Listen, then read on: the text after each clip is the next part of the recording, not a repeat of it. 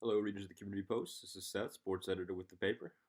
Here to break down prep football quick hitters week number 4. We're a little bit over halfway through this pandemic shortened season, and we're just going to hop right into it. Today is the day where teams are supposed to notify the OHSA of their intention to opt in or out for the postseason, with all teams kind of automatically qualifying for playoffs. With regions being drawn closed shortly after that, and it sounds like the regional semifinals, the higher seed is going to have home field advantage. But what we kind of look out for those pairings is we'll kind of have to wait to see who opts in and out and see where everybody falls. So we're going to hop right into it with Minster.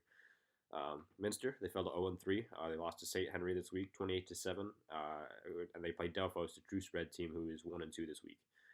Kind of just looking back at the loss to St. Henry, one of the things that I've been kind of touching on with all the coaches is kind of just a mid-season check-in. Since we're technically over that point, it would be early in the season normally, but we're not, like we talked about with this pandemic shortened season. So for Minster, we've kind of touched on it a lot already. They're going to be going through a lot of growing pains this year with only those 5 total starters back on both sides of the ball combined. And so for me, I've been kind of touching on positives with head coach Garen Stokes, because we know that each week kind of provides the team an opportunity to improve. So that's kind of what I've been focusing on with Minster. Offensively, they had a lot of positives in their most recent game against St. Henry. They had more total yards, 287 to 277, more first downs, 15 to 10, and more rushing yards, 70 to 44. The thing there, Stokes still isn't getting what he called result plays. It was something we talked about last week, meaning the execution is better, but maybe what they want out of it, whether it's a first down or a long touchdown, a long run for a touchdown, a long pass, or whatever, the result of the play is not what they want to happen. Against St. Henry, Connor Albers had 50 yards. Quarterback Johnny Nixon went 16 for 25 for 217 yards, touchdown, and 2 interceptions. 5 guys caught the ball, which is a good sign. That means they're spreading it around. They caught 3 passes each. They were led by Austin Wellman for 75 yards and Jack Coney with 51 yards and the lone touchdown in the passing game. A quote from head coach Jaron Stokes, quote, "We have to start doing the simple stuff right. Stop turning the ball over, put a hat on people, and block people. Again, winning behaviors. We're right where we need to be. When we start winning, rep after rep after rep, we'll start winning games," end quote. One of the things that was an issue against St. Henry and that has been an issue all this season is the turnovers. 4 of their 10 total drives ended in turnovers. I think 2 interceptions and 2 fumbles. Ball security has been an issue. They've had a turnover in each one of their games thus far. Defensively, they went from giving up 515 total yards and 42 points in the first half last week against Coldwater to 277 total yards and 21 first half points this week. This last week against St. Henry. So ask Coach Stokes where he saw the improvement with his defense, because obviously, that can be attributed to teams kind of maybe playing more conservative after building such a lead in the first half. But again, it's valuable playtime reps for these guys to continue to get better and see where they can get better against competition rather than just practice. Adam Kettner and Connor Albers with 5.5 and 5 tackles led the team against St. Henry, and Nathan Bergman also recorded an interception. Stokes said they ran to the ball better, which is what one of the things that we talked about throughout the season for this team, kind of just clawing and fighting and finding a way to get to the ball carrier. He said he's seen glimpses of improvement from week 2 to week 3. And then one of the things I just also touched on with it being halfway through the season with all these coaches was have you seen kind of overall improvement with your team from week 1 to now heading into week 4? And he said, quote, "We increased our percentage of being right. We're just not close on each rep yet. We're just not close yet on each rep. We have to keep doing it our way. Have them do it our way. That's my job." End quote. And now, kind of looking ahead to Delphos, again, we kind of touched on it last week on our new Bremen preview. It's a true spread team. They do like to kind of get more vertical. They have more true spread pass formations in 3-by-1 and 2-by-2. So for Minster, it's a team that has surrendered a lot of yards through the air against Coldwater 2 weeks ago, and then St. Henry this week. So they need to be kind of stout through the air in the secondary, and that's going to be a key. But talking to head coach Stokes, he said it's about getting all 11 guys on the field, whether it's offense or defense, on the same page and have them all go through a rep together and get it, winning a rep and carrying out their assignments. So those are the keys for Minster, and next we're going to be taking a look at Fort Loramie.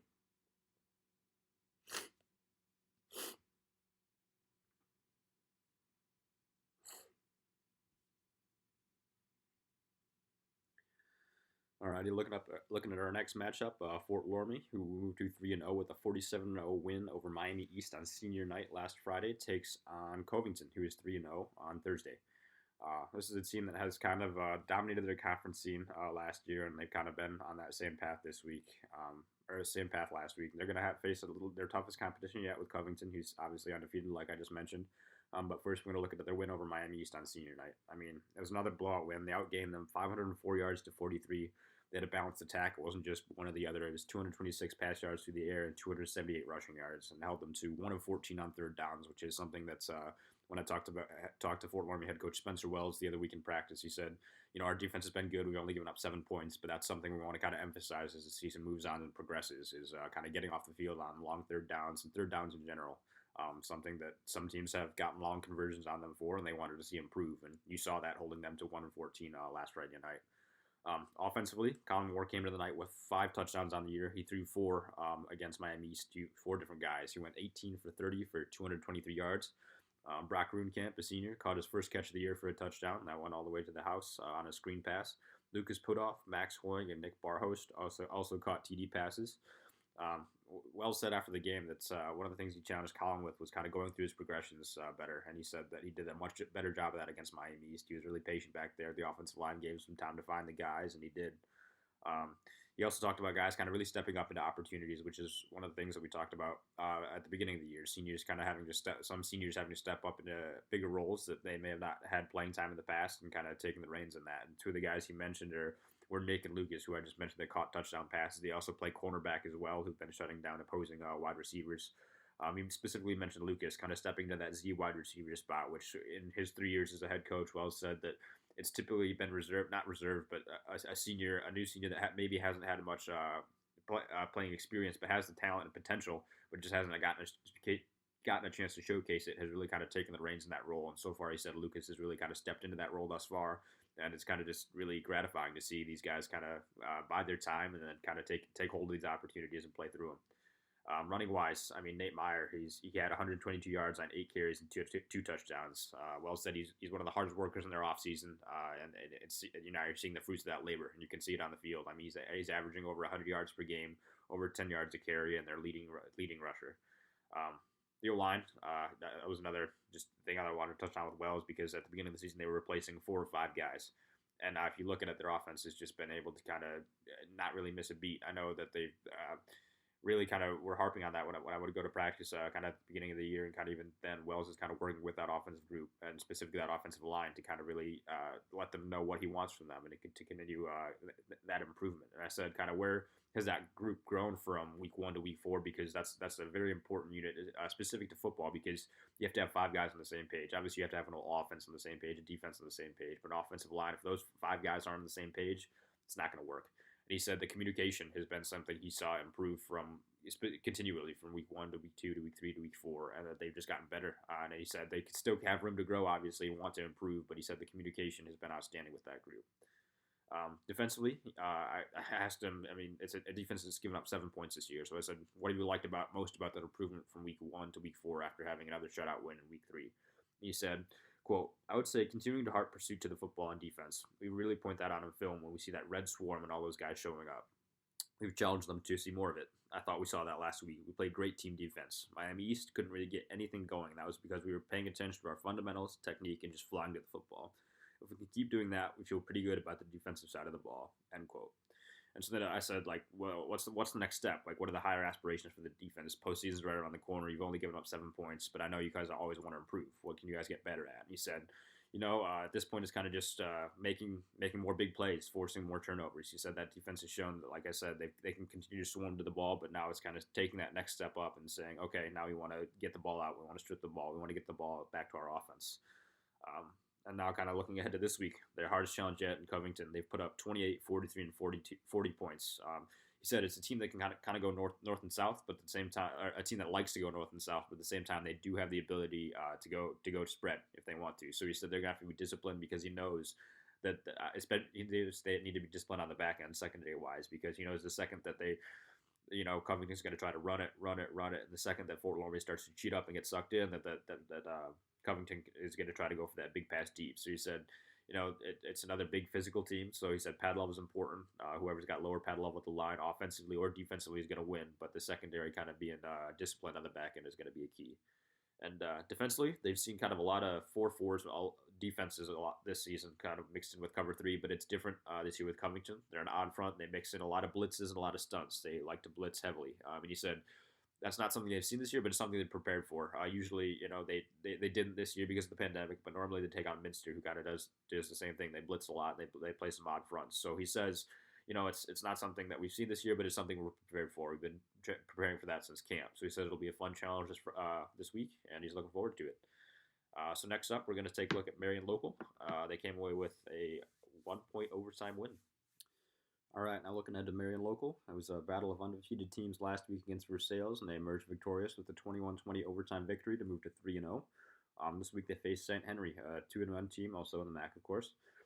So against Versailles, it was kind of another slow start. It saw them score in the first half once, a long pass from Carson Greastorn to Charlie Hulsman, a 76-yarder, and that was kind of sandwiched in between two short runs for Versailles, and that would be the halftime score at 14-7. Carson finished 7 for 19 for 158 yards, 1 touchdown and 4 interceptions. It wasn't as bad as it sounds. I mean, I talked to head coach Tim Goodwin. One was a Hail Mary at the end of the game. Another one was a good play by their defender. Another one was it came off the hands of one of their receivers. So, I mean, 4 INTs. He said he didn't play good by any means, but it wasn't as bad as kind of maybe looking at the stats you would say. Charlie Hulsman led the team with 3 catches for 170 yards and a touchdown. Running wise, could they continue to have that kind of bevy of running backs that's stable? They had Drew Seitz with 19 carries for 90 yards. Dylan Fleck ran it 8 times for 37 yards and a touchdown, and Grant Meyer ran it 4 times for 22 yards and 1 touchdown. At halftime, they kind of went back to the drawing board like they have in the first couple weeks. They drew some things up, and Goodwin said they focused on which halves to block, some things they wanted to see. And in the second half, they came out and executed right away. They took their opening half of the drive and went down for the score. And after that, I kind of asked him, after your struggles throughout the beginning half of the season and then starting the second half like that, I mean, did you guys feel good about where you were maybe for the rest of that game offensively? And he said, quote, I thought maybe we could take a little more control after that second half drive. Like I said after the game, sometimes you got to give credit where it's due. Versailles had a good game plan, executed well, and had good players. It was a good game. In overtime, Marion Local scored first. They scored quickly with a Grant Meyer run from 6 yards out to take the lead. And Versailles responded. They scored on a 3rd and long, and instead of kind of going for the tie and continuing the game, they decided to go for 2. Goodwin said that might have been he did have to call a timeout. They weren't prepared. They did have the PAT team on the field after, so they had to call a timeout to get the defense back on there. And he said, as I looked at it, it made more and more sense to him, just because with the way he felt like the way they had scored so quickly in the overtime period, he felt they were starting to gain control of the line of scrimmage. So he kind of understood, looking back, why Versailles maybe had decided to go for it. Defensive back Tate Hess did make the play for Marion Local. It was a pass. They knew that Versailles was already run some rub routes and were prepared kind of for what they were going to see. They were kind of expecting a pass, and Tate Hess, who's also is the backup quarterback, playing both ways, he made that defensive stop to preserve the 21-20 win. Defensively, Hess and Hulsman each recorded interceptions. Grant Meyer led the team with 9 assisted and 8 unassisted tackles to lead the defense. The defense also came up with 4 sacks. Offensively, it still remains inconsistent. They've had some big plays, but to quote Goodwin, he said, "You either have to hit big plays or be mentally tough and consistent. When we're not hitting the plays, we're not as error-free as we need to be. We have to tighten up mentally." End quote. And defensively, it's a unit like we've talked about. It's a unit that's carried them. They have that good blend of athleticism and youth and experience. And he said, with having like 3 to 4 sophomores, with having true valuable playing time on this varsity defense, there's going to be some growing pains. And he said, the good guys have been, the more experienced players have been around to kind of make sure that they don't make any fatal mistakes or anything like that. But there will be growing pains, and that the only way to get that experience is to have those growing pains. So he says the defense is coming along nicely, and that it has been a very consistent unit for them. Looking at St. Henry, they're 2-1 with wins over Minster, Nana, and a loss to Coldwater.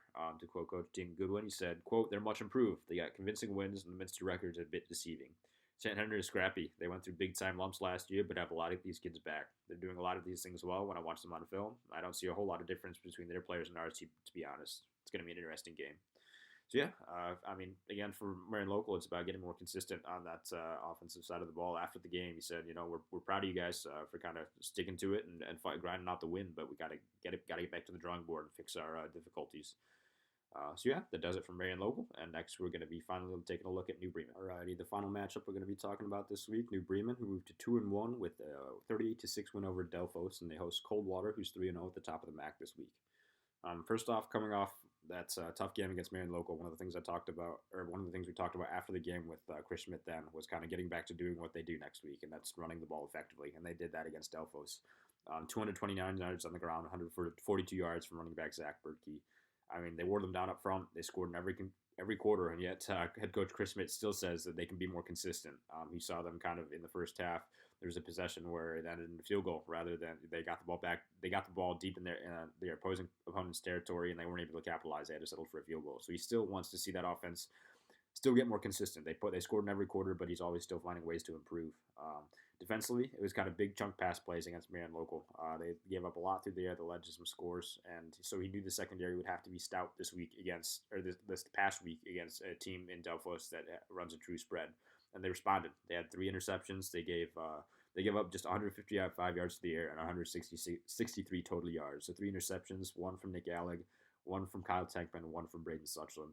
Nick Alleg, he's kind of been their lead man in the secondary this year. He got some playing time last year, lettered on varsity last year, starting some games and coming off the bench. Smith said one of the things that impressed him with the secondary's response was kind of they weren't overextending or making plays kind of after that response with a tough passing game wise for the defense last week. They still continue to just harp on their technique and playing within the scheme this week, and that's what they did. And he said, we saw that from our defense, specifically Nick, a guy who kind of, when he got his interception on the night, that kind of effectively ended the game because that led to a touchdown and a running clock, which kind of ended the game earlier. Ben Blickel and Zach Berkey, the senior linebackers for these guys, continually at the top of the tackle list each week. And he said, as seniors, like last year as juniors, they played fast, but this year as seniors, they've continued to play even faster. He mentioned highlighted a play by Blickel. He got time the snap count perfectly, got it in the backfield. It was a jet sweep, and he said in the past he might have just run upfield and run past the play, but this time he recognized and it was able to, as soon as the ball carrier got the ball, he was able to be there and beat him. So it's just about the growth, and he said that the defense is continuing to play fast. And so kind of just asking them, it's always like for all these programs, it's always about seeing what you guys worked on and harped on in the offseason and translate over to the game field. So I said, where's the kind of this halfway through in a unique season and a shortened season? I know we're only now in week 4 kind of in, but that's over halfway through. So I said, where have you seen this team make its biggest strides from week 1 to 4? And he said, quote, I think the biggest stride is still yet to come. I don't know if we've hit that yet. Maybe some of that is the shortened preseason and figuring things out as we go. I still feel like we're scratching the surface of what we can be.